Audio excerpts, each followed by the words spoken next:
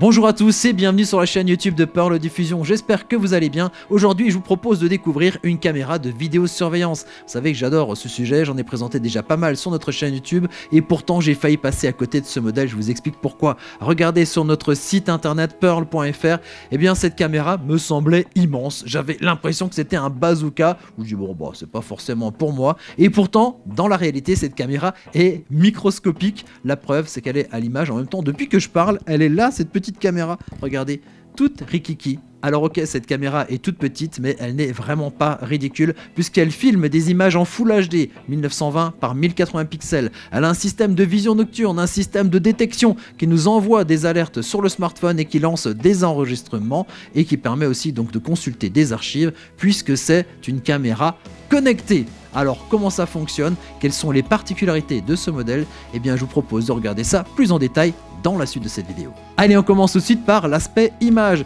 Et comme on le dit parfois, eh bien cette caméra elle a tout d'une grande. Tout simplement, l'objectif de cette mini caméra, c'est exactement le même qui équipe des fois des caméras qui sont plus grandes. Donc ça lui permet d'avoir des images avec une bonne résolution en Full HD, 1920 par 1080 pixels. Ça permet comme ça de zoomer dans l'image et de découvrir des détails. Et puis aussi d'avoir des images de nuit, puisque regardez, juste au-dessus de l'objectif, vous avez deux LED infrarouges, donc qui lui permet d'avoir un éclairage jusqu'à 3 mètres. Et donc on a une visibilité en vision nocturne jusqu'à 3 mètres. Alors oui, c'est pas autant qu'une grosse caméra qui va 10-15 mètres, voilà, sans problème. Là, on est limité à 3 mètres, mais souvent c'est largement suffisant pour surveiller une pièce, par exemple. Les images obtenues sont directement enregistrées sur une carte micro SD qu'il faut donc insérer à l'arrière de la caméra. Alors attention, elle n'est pas fournie avec la caméra. Vous pouvez en installer une ici d'une capacité jusqu'à 128 gigaoctets.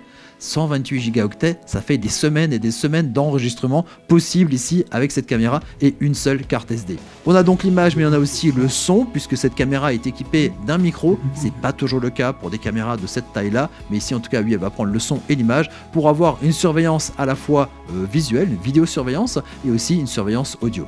Alors pour visualiser les images, il n'y a pas d'écran, hein, ça va se passer directement sur votre smartphone, c'est une caméra connectée. Donc pour ça, on va installer une application sur le téléphone. C'est l'application dont je vous parle tout le temps dans les vidéos, c'est l'application Elysion qui est gratuite, qui existe en version iOS et en version Android.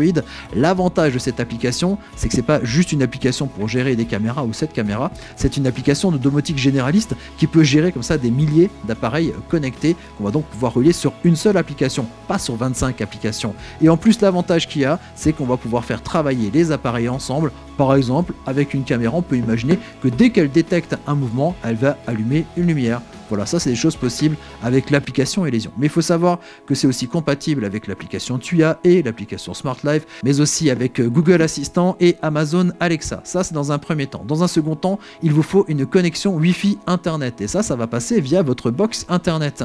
Donc il faut bien sûr avoir du Wi-Fi. Alors si vous n'avez pas du Wi-Fi à l'endroit où vous voulez poser cette caméra, il y a la possibilité d'augmenter, on va dire, la portée de votre réseau Wi-Fi en utilisant des répéteurs. Je vous mets des liens vers des répéteurs dans la description ici de la vidéo. Et sinon, il y a une autre combine qu'on peut utiliser avec des téléphones, en utilisant un téléphone comme étant un routeur 3G. Et là, je vous mets le lien vers un article qu'on a réalisé sur TechBlog pour faire fonctionner des caméras de vidéosurveillance sans avoir forcément un Wi-Fi domestique à la maison lorsqu'on n'est pas forcément à proximité de chez soi. Voilà.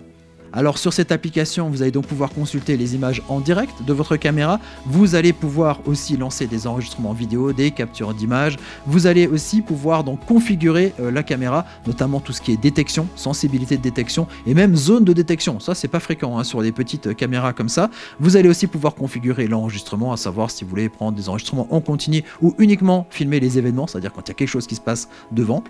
Et puis encore, voilà, d'autres réglages au niveau des notifications que vous allez pouvoir faire. Et vous allez aussi pouvoir consulter les archives de la caméra. C'est-à-dire que chaque fois qu'il se passe quelque chose ou chaque fois que vous enregistrez, vous allez donc pouvoir consulter ces images directement sur votre smartphone. Donc cette caméra, vous pouvez la consulter depuis votre canapé, chez vous, avec le Wi-Fi, donc ça c'est bien. Mais vous pouvez le faire aussi partout dans le monde. Puisqu'une fois que vous avez installé votre caméra et qu'elle est à portée du Wi-Fi, vous partez avec votre smartphone, vous allez au travail, vous partez en vacances.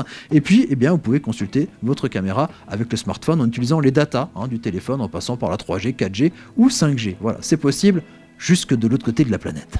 Concernant l'autonomie de cette caméra, je vous avoue que c'est un petit peu plus compliqué parce que forcément la caméra est si petite qu'il n'y a pas de batterie intégrée. En même temps, s'il y avait une batterie à l'intérieur, l'autonomie ne serait pas forcément énorme. Donc il y a plusieurs solutions. Soit vous passez sur une alimentation directe, donc en branchant directement un câble USB-C d'un côté et de l'autre côté USB-A, par exemple un chargeur de téléphone. Et donc vous avez un câble souple qui est fourni avec la caméra, mais aussi un câble en colle de cygne. Et ça c'est bien parce que si vous le mettez un chargeur, vous pouvez directement orienter la caméra et faire de la surveillance depuis votre prise électrique par exemple. L'autre possibilité d'alimentation, c'est de passer par une batterie externe. Et figurez-vous qu'il y en a une qui est fournie ici avec la caméra, que je trouve vraiment astucieuse. Regardez, c'est un genre de tour de cou et on dirait une clé USB au bout, sauf que là-dedans, vous avez une batterie de 500 mAh qui va permettre de faire fonctionner cette caméra jusqu'à 2h30 en temps d'enregistrement. Et puis, où se trouve le câble? Il est intégré directement au cordon. En fait, il y a deux parties du cordon. Si vous tirez d'un côté,